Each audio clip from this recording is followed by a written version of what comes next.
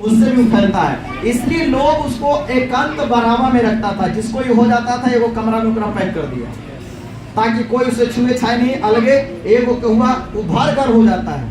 तो इसमें आपको ध्यान रखना चाहिए। हालेलुया। दवा इसका इलाज है, दवा करो, है ना, दुआ करो, इसका इलाज है। हालेलुया।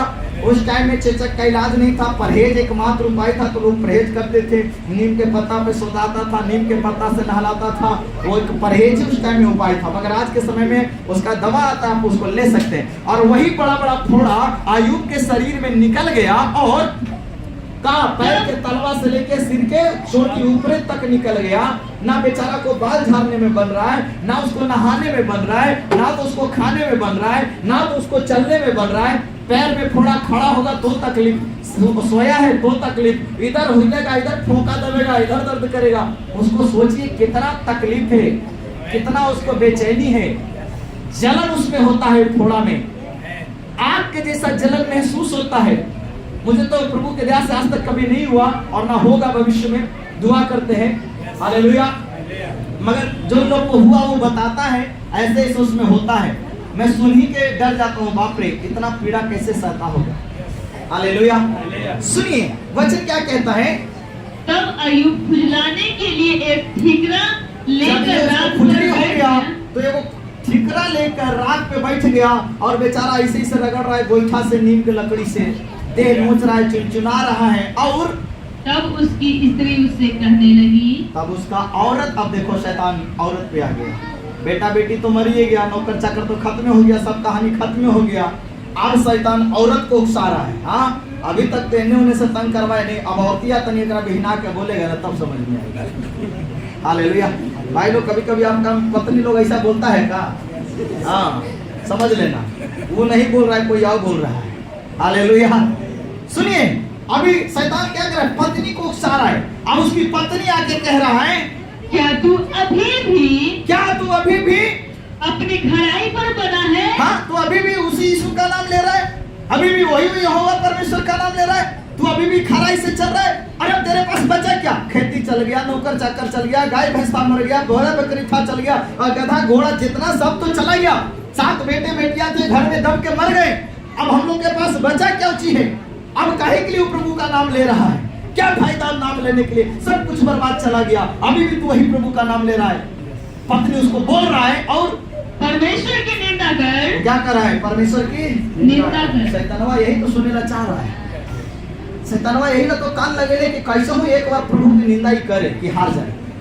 शैतान और परमेश्वर के बेटा भक्ति और शक्ति की लड़ाई चल रहा है। शैतान बस एक बार सुनना चाहता है कि एक बार कैसे खाली प्रभु की निंदा कर दे, ताकि हम प्रभु को जाके शर्मिंदा कर दे। देख बोला ना, निंदा किया ना।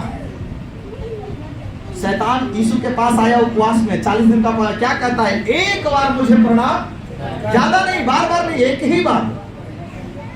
शैतान ऐसे ही आपको भ्रमित कर देता है। हालेलुया। अभी अय्यूब का पत्नी आके क्या कह रहा है? परमेश्वर की निंदा कर। दूसरा शब्द काहे नहीं बोल रहा, यही काहे बोल रहा निंदा कर, क्योंकि शैतान को सुनना है। अभी शैतान किसको इस्तेमाल कर रहा है? पत्नी को। पत्नी के द्वारा, पत्नी के मुंह से शैतान बोल रहा है, अय्यूब सब कुछ खत्म हो गया, क्या तू उस प्रभु का नाम लेने में लगा? प्रभु दिया तुमको कौन सी? सब तो ले लिया, अभी तो कम से कम निंदा करो, उसको बुरा बोलो, वो परमेश्वर अच्छा नहीं है। देखो तुम इतना भक्ति किया, इतना दान दशवान दिया, इतना चर्च गया, इतना सब भजन भक्ति किया, घर में दुआ प्रार्थना कराया, और सेवकों का सेवा किया, पास्टरों का, क्या मिला क्या तुमको? देख लो सब कुछ नुकसान है, और अभी भी तो उसी का नाम ले रहा है। निंदा कर प्रभु की। कौन बोल रहा है? शैतान। किसके मुंह से? पत्नी के मुंह में घुसा हुआ। हालेलुया। और पत्नी उसकी निंदा कर रहा है और कह रहा है मर जा। और सुनिए आगे क्या कहता है? मर जाए तो मर जा। हालेलुया। पत्नी क्या बोल रहा है? चाहे तो मर जाए तो। हालेलुया। अच्छा, आप कोई अपने पति को ऐसा बोलेगा? चाहे मर जाओ तो मर जाओ, हमको कोई मतलब नहीं है। सुनिए ऊपर लाइन से पढ़िए फिर से। तब उसकी स्त्री उससे कहने लगी, क्या तू अब भी अपनी खड़ाई पर बना है? खड़ाई पे बना है? परमेश्वर की निंदा कर। परमेश्वर की निंदा कर। और चाहे मर जाए तो मर जा। चाहे मर जाए तो मर जा। हाँ, शैतान उकसा रहा था प्रभु क्या बोला, उसका प्राण। मगर शैतान आयुब को उकसा रहा है, प्रभु से मौत मांगो ना, ऐसी जिंदगी से अच्छा कहो प्रभु इतना दुख देवे क्या तो मौत दे दे। कई बार लोग गुस्से में बोलता है, प्रभु ये मेरे सहने से ज्यादा है, इससे अच्छा तो खा लेता तू हमको। अगर ऐसा भी बोला तो प्रभु की निंदा है। शैतान बोलेगा देख तेरी दी हुई जिंदगी से वो खुश नहीं है, इसलिए तुमसे मौत मांग रहा है। कभी कभी लोग दुखी निराश होकर क्या करता है, मौत मांगता है। वो कहता है तुम मौत मांगे तुमको मौत भी नहीं मिलेगा। अगर आयुब को क्या कर रहा है, मर जाए तो मर जाए। अभी परमेश्वर शैतान को तो इजाजत नहीं दिया उसका प्राण लेने के लिए, उधर से नहीं मिला है परमिशन, तो सोच रहा है इधर से लॉक खुल जाए।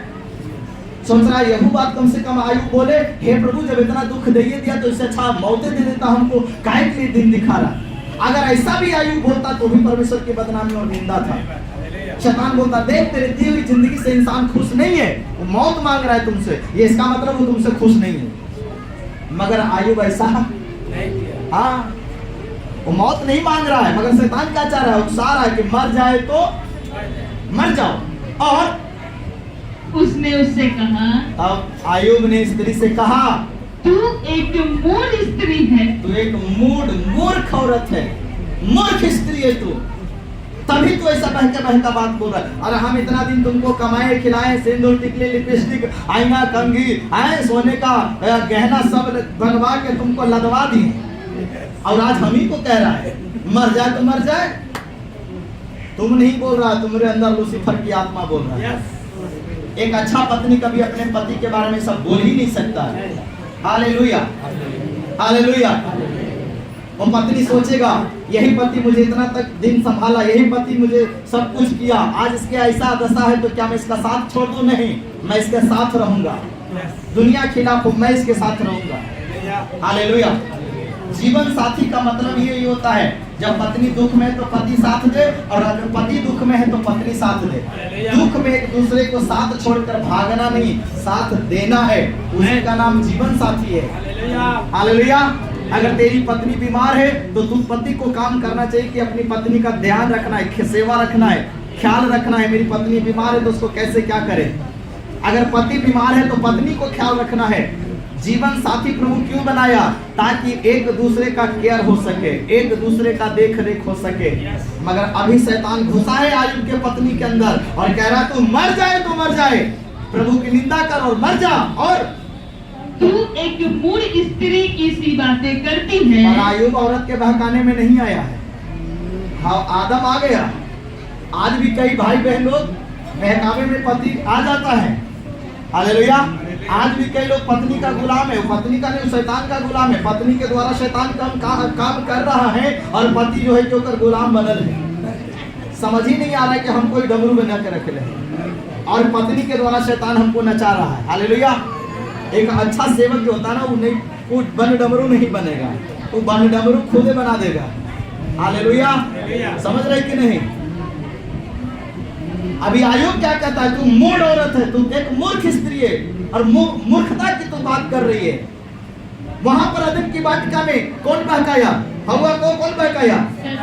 और यहाँ भी औरतें को बहका रहा है। ये औरत लोग ना जल्दी से शैतान के गिरफ्त में आ जाता है। अक्सर देखना स्त्री लोग ज्यादा भूत खिलाता है पुरुष का, पुरुष भी खिलाता है। पुरुष के अंदर छुपा हुआ दुष्ट आत्मा है और औरत के अंदर एकदम प्रकट वाला है। हालेलुया। क्योंकि औरत इन सब चीजों में ज्यादा है, इसलिए शैतान उनको रोकने की कोशिश करता है। हालेलुया। और पुरुष लोग को ज्यादा भक्ति भजन से मतलब नहीं, इसका मतलब ये नहीं कि पुरुष को नहीं करना चाहिए। हालेलुया। शैतान को जिससे खतरा महसूस होता है उसके पीछे वो पड़ जाता है। इसलिए बाइबल कहता है क्या हम जो परमेश्वर के हाथ से सुख लेते हैं। आयुब अपनी खराई सोच रहा है और औरत को समझा रहा है, याद कर उसी परमेश्वर ने तुझे कितना सुख दिया है। हाँ, जब से तू शादी करके इस घर में आया, क्या तुझे कोई तकलीफ हुआ? इतना माल जाल था, इतना घोड़ा हाथी था, इतना तुम रानी के जैसा रह रही थी। किसके कारण? उसी परमेश्वर के कारण। मैं इतना ठाट बाट से रहता था, बाल बच्चे ऐसो आराम से घूम रहे थे, खा रहे थे, पी रहे थे, ऐस मौज कर रहे थे। किसके कारण? उसी परमेश्वर के कारण। और आज तो कहता है उसी परमेश्वर को निंदा करने के लिए, ये मुझसे नहीं हो सकता है। इसलिए वचन कहता है, उसने उससे कहा तू एक मूढ़ औरत है, मूढ़ स्त्री है। क्या हम जो परमेश्वर के हाथ से सुख लेते हैं दुख न ले? क्या जो हम परमेश्वर के हाथ से सुख लेते हैं तो दुख ना ले? हालेलुया। अगर केवल सुख भोगी हो तो स्वार्थी हो। सुख अच्छा लगता है, मैंने माना कि सुख अच्छा लगता है, मगर इसका मतलब ये तो नहीं कि अब दुख आए तो हम परमेश्वर को छोड़ दें। चिकन मटन खाने में अच्छा लगता है, इसका मतलब रोज से आप चिकन मटन खाओगे कि सागो सब्जी शरीर के लिए जरूरी है? हालेलुया। आप क्या सोचते हैं जिसके पास पैसा अपना घर में रोज मुर्गे मसल्लम बनता है, क्या वो शौक से सब्जी नहीं बनाता खाता है? वो शौक से सब्जी खाता है। हालेलुया। पसंद है वो अलग बात है, हमको सुख अच्छा लगता है ये अलग बात है, मगर अगर कभी हमारे जीवन में परीक्षा आए, शैतान हमको परखे, हमको तकलीफ दे, तो इसका मतलब ये नहीं कि हम प्रभु के खिलाफ जाएंगे, हम उसका भी सामना करने को तैयार है। जैसे प्रभु के हाथ से हम सुख लिए, अच्छा लगा, तो आयुब क्या कहता है, मैं परमेश्वर के हाथ से दुख अगर मिलता है तो मैं दुख को भी, हालेलुया। इसलिए वचन क्या कहता है, इन सब बातों में भी, इन सब बातों में भी अय्यूब ने अपने मुंह से कोई पाप नहीं किया। अय्यूब ने अपने मुंह से कोई पाप नहीं किया। अक्सर समय आपको मालूम है मुंह से ही हम पाप करते हैं, मुंह से गलत शब्द बोलते हैं, बेटा बेटियों के लिए श्राप है, जो न मरना जो ने मौतों ने करा रहा। कई लोग को मैंने बोलते सुना, आज हम मर जाता, हाँ हाँ बेटा वाह राजा वाह, काय के लिए ड्रामा कर रहा है, काय के लिए नौटंकी कर रहा है, किसको दिखा रहा है? जब जीवित था तो तुम कह रहा था मर न जाओ, और जब मर गया तो राजा वाह बेटा वाह काय के लिए कर रहा है? ये दिखावा। सुनिए वचन क्या कहता है, अय्यूब ने अपने मुंह से कोई पाप नहीं। और आज इंसान 90% अपने मुंह से, मैं समझता हूं कि लोग पाप करते हैं। अपने मुंह से नकारात्मक बातें, अपने मुंह से हाय मैं तो ऐसे हूँ, हाय मेरा तो कुछ नहीं होगा, हाय हम तो बेकार में पैदा हो गए, हाय अपने ऊपर वो हाय हाय करते रहता है। हालेलुया। समझ रहे? नकारात्मक बातें जब तुम बोलते हो शैतान आनंदित होता है, जब तुम अपने लिए मौत मांगते हो शैतान आनंदित होता है। देख इंसान तेरी दी हुई जिंदगी से खुश नहीं, इसलिए मौत मांग रहा है, वो तुमसे खुश नहीं है। शैतान प्रभु को लज्जित करना चाहता है। हालेलुया। अगर तुम परमेश्वर के पुत्र हो तो एक अच्छा बेटा जो होता है अपने बाप के फेवर में खड़ा रहेगा। हालेलुया। अगर तुम परमेश्वर के एक अच्छे पुत्र हो तो शैतान की युक्ति को समझो, तुम आत्मिक दुनिया में हो, शारीरिक दुनिया में नहीं हो। हालेलुया। और आत्मिक दुनिया में तुम आत्मा से ही जीतोगे, शरीर से तुम नहीं जीत सकते। हालेलुया। तुम बेटा बेटी को श्राप देके, मार के, पीट के उसको तुम थेथर बना सकते हो, उसको रास्ते पे ला नहीं सकते हो। रास्ते पे तो खुदा उसको लेके आएगा। तुम्हारी दुआ, तुम्हारा परिश्रम, तुम्हारा मेहनत उसको तुम्हारे बंधन से, शैतान की गुलामी से आजाद कराएगा। हालेलुया। और बाइबल कहता है अय्यूब ने इन सब चीजों में अपने मुंह से कोई पाप नहीं किया। हालेलुया। अभी आप 42 अध्याय में आ जाओ, अय्यूब का 42 उसका 10 को पढ़िए, वहां पे क्या लिखा है?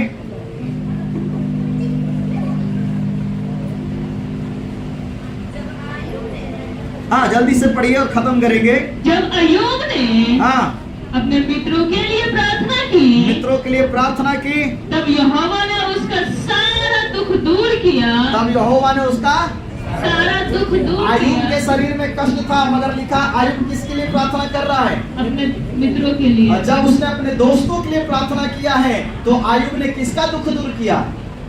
परमेश्वर ने अय्यूब का दुख दूर किया। अच्छा से पढ़िए, वहां पर क्या लिखा है?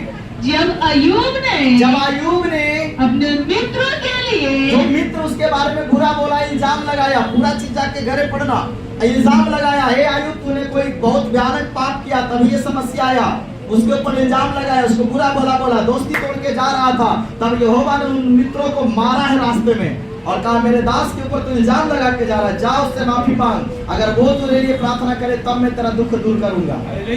तो भागते भागते मित्र आया है, अय्यूब के चरणों में गिर गया है, भाई माफ कर दे, अब हमको पता चल गया कि तू कोई पाप नहीं किया, यहोवा तेरे लिए हमको बोला है और यहोवा ने कहा जा अय्यूब से प्रार्थना करा, अगर वो प्रार्थना करेगा तो मैं सुन के तुम्हें चंगा करूंगा।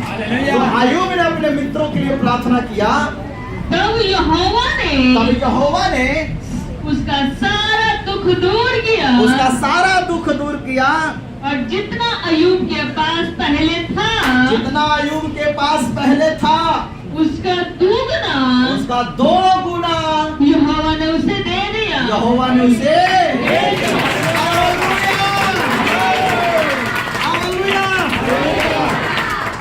वचन कहता है जितना उसके जीवन में दुख था, परीक्षा खत्म हुआ, और परीक्षा जब खत्म हुआ तो लिखा